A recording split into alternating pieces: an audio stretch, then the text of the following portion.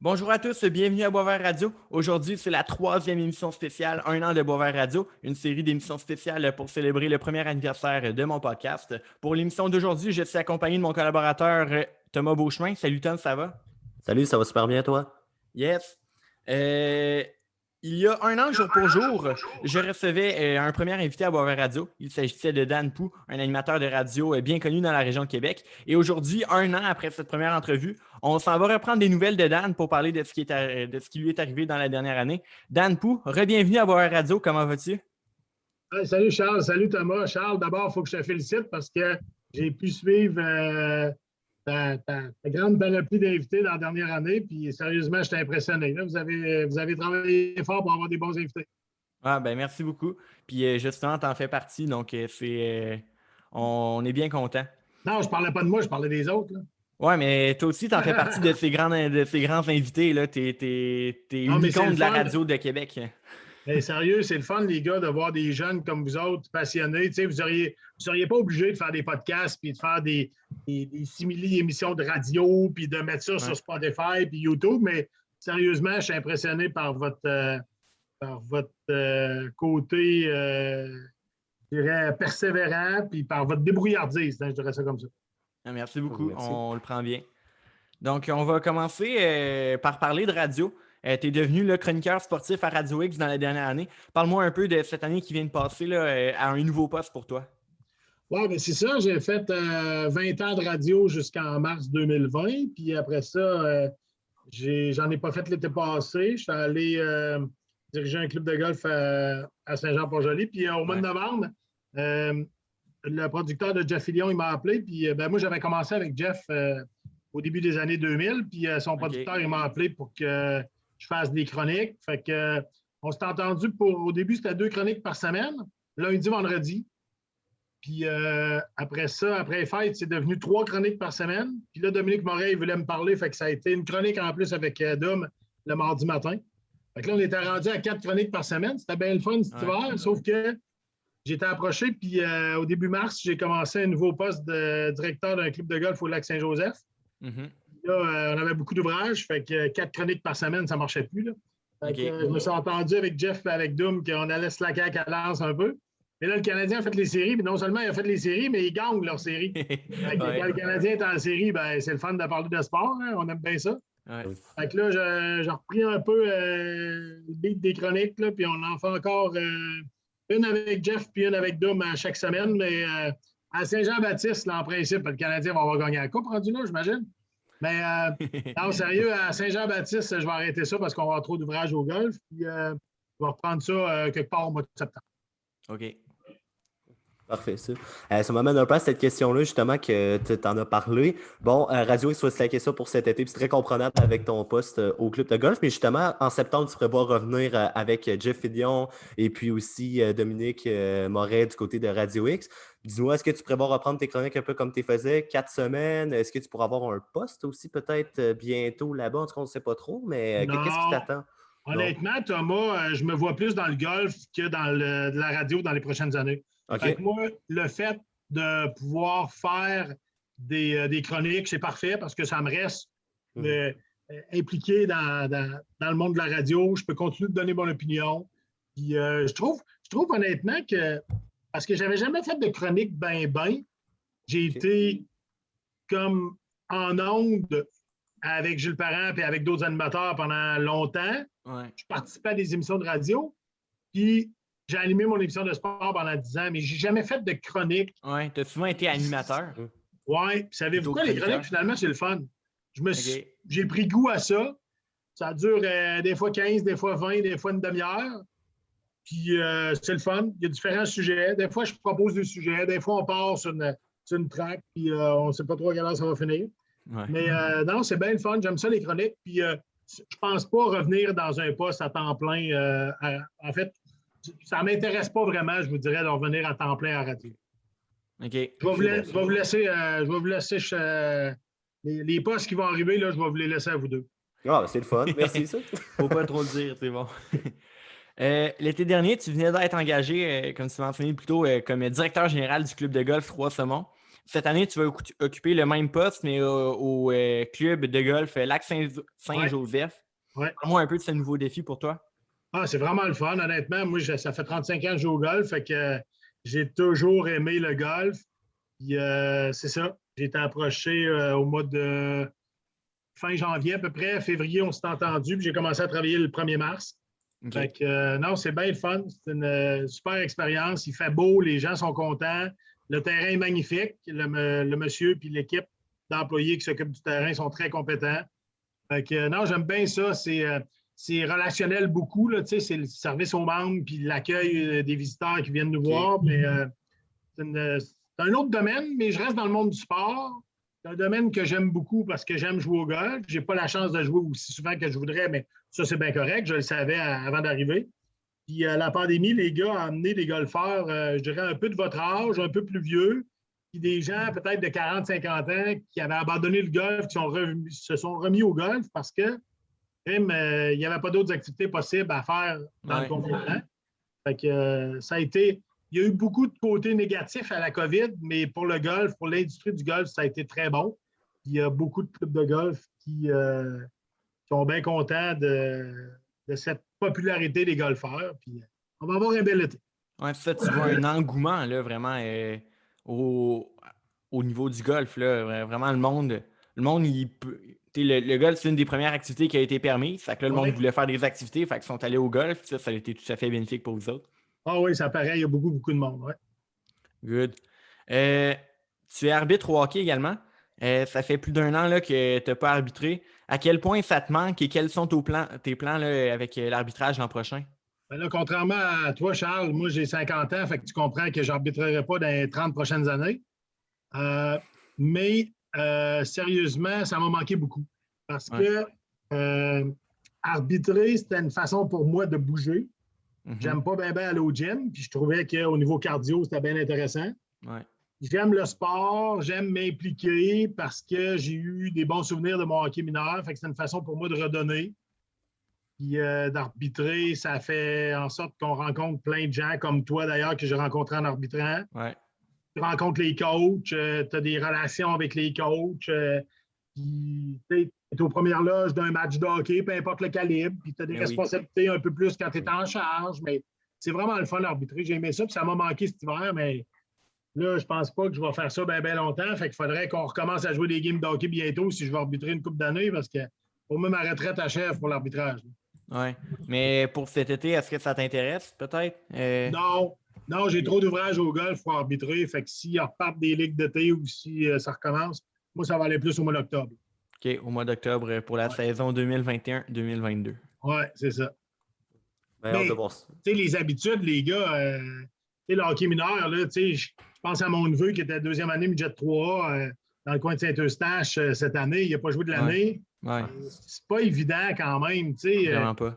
Il y a bien des jeunes, même Pee-Wee, Bantam, midget, qui ont perdu des années au complet. Puis, j'espère que les jeunes vont retrouver le goût du hockey parce que cet hiver, ça n'a pas été évident pour ces jeunes-là de ne pas pouvoir jouer, de ne pas pouvoir voir leurs amis, de ne pas pouvoir se développer comme hockeyeur. Peu importe le calibre de jeu, que tu joues Bantam B, Pee-Wee C ou bien Bantam 2A, tu aimes ça jouer au hockey, tu joues pour les bonnes raisons. Tout le monde sait qu'ils ne feront pas carrière dans la Ligue nationale, mais l'important, c'est de jouer et de s'amuser. Ça, le fait qu'il n'y a pas de jeunes qui pouvaient aller à l'aréna, voir ses amis, se dépasser sur la patinoire, et faire plaisir à eux-mêmes, après ça, à leur coach, puis ultimement à leurs parents. Ça fait en sorte qu'au niveau sociologique, ça n'a pas été un super hiver au niveau de hockey. Fait que j'espère que ça va revenir rapidement pour les jeunes. Vraiment pas. J'espère vraiment que ça va faire peut-être comme le golf. Genre, le monde, ça leur a manqué, fait qu'ils vont revenir en plus grand nombre lorsque ça va être permis. Exact. Ouais, on le souhaite, là, parce que pour vrai, moi, que j'ai joué 9 ans au hockey, j'ai tranché mes patins depuis 2 ans, là, mais on va pas se cacher que j'aurais trouvé ça n'importe quoi qu'on m'annule une saison en plein milieu, puis pas jouer. Puis surtout quand on est jeune, on dirait qu'on comprend peut-être pas autant l'utilité, je veux dire, de fermer et tout. On a 17, j'ai 17, Chante 18, fait qu'on comprend pourquoi est-ce qu'on fermé, mais dis ça, un jeune de 9 ans va arrêter ta saison de hockey à cause d'un virus, être comme, mais pourquoi? Moi, c'est mes amis, c'est ma raison de rester motivé et tout. Donc, non, c'est sûr, ça n'a pas été évident pour nos jeunes. Puis, j'espère qu'il va y avoir une belle saison 2021-2022 puis que ça va être une vraie saison de hockey avec les tournois et tout. Oui, parce que puis les tournois, c'est vraiment le fun. J'ai adoré arbitrer les tournois. Là. Ouais. Puis, sérieusement, Thomas, des fois, on prend des choses pour acquises. Puis, tu sais, on ne pouvait pas prévoir qu'il allait y avoir une pandémie en 2020. Ben c'est dur à prévoir. Mais une fois que tu es dedans, tu te rends compte à quel point, finalement, tu avais pris pour acquis que tu allais avoir une saison de hockey ou que tu allais arbitrer ou que tu allais coacher. Puis, finalement, du jour au lendemain, tout arrête. C'est pas évident pour personne. Non, exact. Ça a vraiment fermé d'un coup le premier confinement. Personne n'a vu venir. Le 12, ils ont mis des mesures, puis le 13, c'était confinement total. Fait que je pense que non, le monde du sport ont pris une claque en pleine face, comme on dit. Excusez-moi l'expression, mais tu sais. Hey, si j'ai une anecdote à vous conter là-dessus. Vas-y. La dernière game, le jeudi soir, T'étais là, j'ai hein? arbitré le jeudi soir, mettons, le 12 mars 2020. Ouais. J'ai arbitré un match à l'Arena de l'Ancienne-Lorette. Ouais. Puis, c'était Midget 2B, je pense. Ouais, je Puis, suis pas sûr que oui. ce soir-là, les deux coachs ont dit à leurs équipes avant que c'était le dernier match. Ça a été annoncé sur l'heure du souper, genre qu'à minuit le soir, c'était fini le hockey. Ouais. Puis nous autres, le match, c'était comme 4-1 pour une équipe. Là, mettons, c'était 5 fois contre la gang de Beauport, Côte de Beaupré, je ne sais pas quoi, Charlebourg. Je ne me souviens pas du nom de l'équipe. Nord-Est, une affaire comme ça. Ouais. Ah, ouais, je pense que c'est HQNE. HQNE, voilà. Merci. Puis là, finalement, c'était 4-1, mais ça a fini 4-4. Et à la fin du match, vu que là, on ne savait pas que la pandémie allait durer aussi longtemps, mais on savait que c'était fini pour le hockey mineur pour 2020, là, ben, on a fait des tirs de barrage. Ouais. Puis, je vous dis, les gars, là, j'ai vraiment trippé. J'étais juge de ligne dans ce game-là. Là. Puis, on s'est rendu à la 11e étape de tir de barrage de chaque équipe. Puis, c'était pas arrangé pour que tout le monde y aille. Là. Ouais. Au début, on a commencé 3 chaque barre, puis on a dit une équipe qui gagne. C'est correct, au moins, on va avoir permis aux jeunes de faire un tir de barrage. Là, c'était égal. Puis là, 4-4, mettons, ils n'ont pas scoré. 5-5, ils ont scoré les deux. Fait que là, ça a continué jusqu'au 11e joueur de chaque équipe. Wow. Il y a un des petits gardiens à qui j'ai parlé après dans le corridor, là, ses coachs étaient là, puis il me disait que le gardien de l'équipe HQNE, justement, c'était la dernière fois qu'il jouait au hockey mineur. C'était comme sa dernière année midget. Okay. Lui, il avait décidé qu'il ne jouait pas junior. Fait que c'était son dernier match comme en carrière de hockey mineur. Ouais. C'est quand même spécial de vivre ça dans ces circonstances-là. C'est des dernières années junior et aussi du monde midget ou même junior qui comptait arrêter. C'est une fin abrupte et inattendue. Ouais. Non, c'est pas la fin qu'on souhaite. C'est une fin comme, regarde, on a tout donné jusqu'au bout, même si ma dernière game de hockey, je me rappelle qu'on s'était fait ramasser 11-1, là, mais c'est pas plus grave que ça. 11-1 après 2 périodes, ça c'est gênant, là, mais cette année-là, j'avais vraiment pas d'équipe. Mais c'est sûr que non, c'est pas évident. Mais justement, en parlant de hockey, je vais prendre la balle au bon. Tu l'as mentionné tantôt, le 24 juin, selon toi, le Canadien et la Coupe pour la Saint-Jean. J'ai fait un petit clin d'œil, mais en principe, tu sais, là, je ne vois pas pourquoi ils ne passeront pas Winnipeg. Là, mais ça va très bien contre les Jets. Puis les Jets, je pense que Mike Scheifele a été un faux leader, là, dans la mesure où tu n'acceptes pas de perdre le premier match, puis tu es le meilleur joueur d'une équipe, tu donnes un message, tu envoies un très mauvais message à tes coéquipiers, puis tu leur dis « Moi, j'ai été indiscipliné, puis finalement, on ne gagnera pas. » Moi, c'était clair pour moi au moment où Scheifele a fait son geste à Jake Evans que les Jets étaient cuits et qu'ils n'allaient pas gagner. Je ne connaissais même pas la teneur de la suspension, que je savais déjà que Winnipeg allait perdre cette série-là. Mais après ça, c'est Colorado ou Vegas. Là, c'est une autre histoire pour le Canadien. Mais on ne sait jamais. Hein? En 93, les deux, vous n'étiez pas nés, évidemment, mais quand le Canadien a gagné la Coupe en 93, en première ronde, ils tiraient de l'arrière 2-0 contre les Nordiques qui ont gagné les 4 matchs suivants pour l'emporter en 6. Mais cette année-là, les grands favoris, c'était les Penguins de Pittsburgh avec Mario Lemieux et Jaromir Jagr. Puis, les Penguins avaient gagné les 2 dernières coupes, celles de 91 et 92. Ils étaient les grands favoris pour gagner encore en 93. Mais en première ronde, ils ont été surpris par les Islanders de New York. Les Islanders de New York, là, c'était à peu près la même chose que les Islanders de cette année. Moins Beauvillier puis Bazal, mettons. C'était toute une gang de plombiers. Et là, au moins, ils ont une couple de joueurs de talent comme Beauvillier puis Bazal, là, mais il n'y en avait pas en 93. C'était juste des plombiers. C'était des gars qui travaillaient fort, qui avaient réussi à surprendre les Pingouins en première ronde. Fait que ça avait ouvert la porte aux Canadiens. Les Canadiens, finalement, avaient gagné 10 matchs en prolongation après avoir perdu le premier match à Québec contre les Nordiques en prolongation. Ils en ont gagné 10 suivants, puis ils ont gagné la Coupe. Mais tu sais, c'est un peu inattendu. Ça se peut que le Canadien gagne la Coupe cette année. En fait, je le souhaite aux partisans, puis ça fait assez longtemps qu'ils attendent, mais Ça ne veut pas dire que parce que c'est Colorado puis Vegas, on peut prendre le Canadien pour battu. Le Canadien, il joue bien, puis il ne sera jamais battu tant que l'autre équipe n'aura pas gagné 4 matchs d'une série. Colorado et Vegas vont arriver fatigués en troisième ronde, puis on ne sait jamais ce qui peut arriver. C'est ça la beauté du sport. Si on connaissait déjà les résultats des événements, bon, on enverrait 2 points par fax, puis on ne présenterait pas les matchs. Oui, ça perdrait toute sa beauté. C'est ça, exact. Non, exactement. Mais c'est vrai, le point énuméré justement que Vegas et Colorado vont arriver brûlés là, parce que c'est deux grosses équipes qui jouent contre, un peu comme Boston Islanders, que c'est du gros hockey. Ça se peut que nous autres aussi arrivent brûlés, le gagnant de la série, mais on verra si le Canadien peut remporter une coupe. Première fois, je verrais ça de mon vivant. Là, ça serait quelque chose. Avec tous les niaiseries que j'entends sur le Canadien pas capable de gagner, ça serait super. Bon, on est de Québec, c'est sûr qu'on aimerait ça une équipe des Nordiques, là, mais bon. Mais en attendant, les gens qui trippent sur le Canadien, ils ont du fun. Puis moi, honnêtement, je suis bien correct avec ça. Les partisans, à un moment donné, il faut qu'il y ait du plaisir dans la vie. Puis quand ton équipe ne gagne pas après autant d'années, ben c'est plate. Tant mieux s'ils peuvent se rendre loin. Ben oui, exactement. En terminant, raconte-nous une entrevue qui a marqué un peu ta carrière, qui a été la plus impressionnante, quelque chose vraiment que dans toutes tes années de radio, ça a été quelque chose, tu as fait, wow, cette entrevue-là, ça m'a marqué ou c'est quelque chose? Et là, on va dépasser le timing, par exemple. Je vous dirais que de parler à la radio avec Jean Béliveau, ça m'a personnellement impressionné. M. Béliveau est malheureusement décédé dans les dernières années, mais à l'époque où il était encore impliqué comme ambassadeur du Canadien, j'avais réussi à faire une entrevue avec lui. Wow. C'est un monsieur très intéressant à écouter. Ça m'avait touché. C'était pas une entrevue. Oui, j'ai fait une entrevue radio avec Peter Stachny, qui était mon idole de jeunesse. Pour vous autres, c'est le père de Paul qui joue avec les Jets. Ouais. Ah oui. Et Peter Stachny, c'est l'ancienne grande vedette des Nordiques. Vous savez, les gars, que dans les années 80, donc du premier match de 80 jusqu'au dernier match de 89, dans la décennie 80, après Wayne Gretzky, c'est Peter Stachny qui a fait le plus de points dans cette décennie. C'est quand même pas rien. C'était tout un joueur de hockey. Puis Peter, je l'ai rencontré au village olympique avec sa femme à Sochi. Je suis allé couvrir les Jeux olympiques en 2014. J'étais impressionné, mais je ne suis pas du genre groupie à demander un autographe.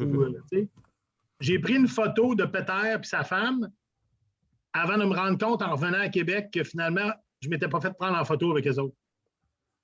OK, fait que tu les as pris en photo, mais pas avec toi, sa photo. Exactement. J'ai une photo d'eux autres parce que sa femme, elle avait un chandail de 26 Stachny de Team USA parce que leur fils, même s'il est né à Québec, il a vécu longtemps aux États-Unis, il a la double citoyenneté. Et au hockey international, tu dois choisir à un moment donné quel pays tu vas représenter. Tu ne peux pas changer d'une compétition à une autre. Fait que lui, Stachny avait décidé qu'il représentait les États-Unis. Il a fait l'équipe des États-Unis. Ça fait que sa mère, elle avait un chandail des États-Unis. Et elle a comme présenté à la photo. Fait que j'ai les parents à Paul, mais moi, je ne suis pas sur la photo. Mais tu sais, moi, mon idole, c'était Peter Stachny. Je l'ai rencontré à Sochi, mais j'ai fait une entrevue avec lui. Il était venu au tournoi Pee-Wee il y a quelques années. Puis quand il est parti de l'aéroport pour s'en venir en auto au centre Vidéotron, j'avais réussi à lui parler au téléphone dans mon émission de sport. Fait que ça m'avait bien gros touché. Je vous dirais, les autres entrevues, j'ai fait des extraits. C'était pas live en ondes, mais j'ai fait des extraits avec l'application qu'on a sur nos cellulaires pour faire des entrevues. Là. Un dictaphone. Le dictaphone, c'est ça. J'ai fait une entrevue avec Venus Williams, qui était de passage au Challenge Bell il y a quelques années. Ça avait été une entrevue marquante par la gentillesse de la joueuse. Elle n'était pas obligée d'être aussi gentille que ça avec moi. Puis, sérieux, elle m'avait impressionné, Venus Williams. Puis, je vous dirais que dans les joueurs de hockey, là, les joueurs de hockey que vous connaissez, mais évidemment, je n'ai pas fait tant que ça des entrevues avec des vieux que vous ne connaissez pas, mais le plus gentil de tous, là, la plupart sont très gentils. Mais le gars qui est le plus cool en entrevue, qui te donne le goût que tu es son chum, tu sais, il te donne l'impression que tu es son chum ou il te donne le goût d'être chum avec. Là, là il a pris sa retraite depuis quelques années, puis j'avais bien gros essayé de l'avoir comme collaborateur dans mon émission, mais finalement, il ne voulait pas. C'est Antoine Vermette. L'attaquant Antoine Vermette, il est un gars originaire de la Rive-Sud de Québec. Lui, il est vraiment gentil. Puis c'est un gars qui est bien le fun à avoir en entrevue. Excellent. Super. Dan Pou, merci beaucoup d'avoir accepté mon invitation et d'être venu à Boisvert Radio. Je te souhaite un bel été de golf et j'espère qu'on se reverra bientôt sur une patinoire. OK, bien lâchez pas les gars, puis bravo encore pour tout le travail que vous faites. Un jour, ça va être payant. Ben, Merci merci. beaucoup. OK? Thomas, merci à Salut. toi d'avoir été présent. C'était bien le fun. Ben, merci à toi pour l'invitation. C'est toujours aussi plaisant. Yes. Merci à vous aussi, chers auditeurs, d'avoir été à l'écoute. Je vous invite à suivre Boisvert Radio sur Facebook et sur Instagram. Et sur ce, je vous dis à demain pour un podcast régulier en ce jeudi là, de la semaine du premier anniversaire de Boisvert Radio à Boisvert Radio.